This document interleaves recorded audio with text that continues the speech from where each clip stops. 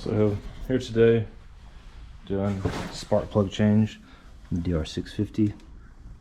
You got two of them on the left side, 1 and 2, right up here underneath the gas tank.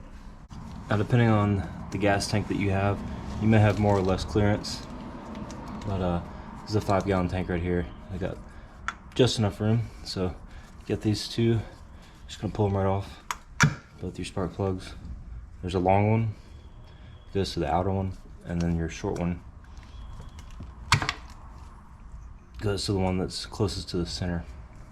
And that exposes 1 and 2. Two spark plugs right here, they're slanted out this way.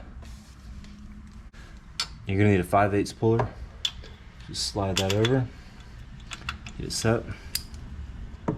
And you got just enough room to slip a wrench in there, take both of them out.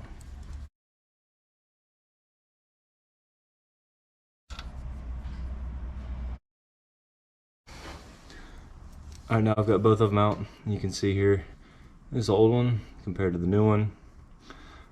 It's definitely time to change them. Hopefully the bike is running a little better now. Now you're just going to put these back where the old ones were.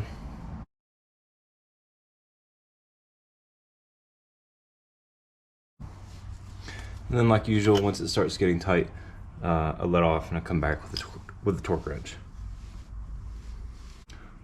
One thing before you install these, make sure that the gap is set to between 0.028 and 0.31 inches. I've already checked these and they're good. The number you're looking for on these new spark plugs is either NGK CR10E, like this one is, or you're looking for ND U31 ESR-N. Now to torque them down, I'm not going to be able to fit this torque wrench on these because of how the gas tank's sitting and because of how the head sits. So if you are going to torque it down, it's 8 foot-pounds or 11 newton meters.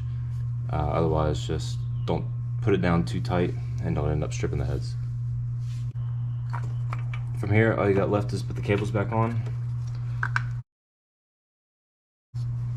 You may want to put some dielectric grease on there before you pop them back in, but I'm not too concerned about it. And then you're good to go.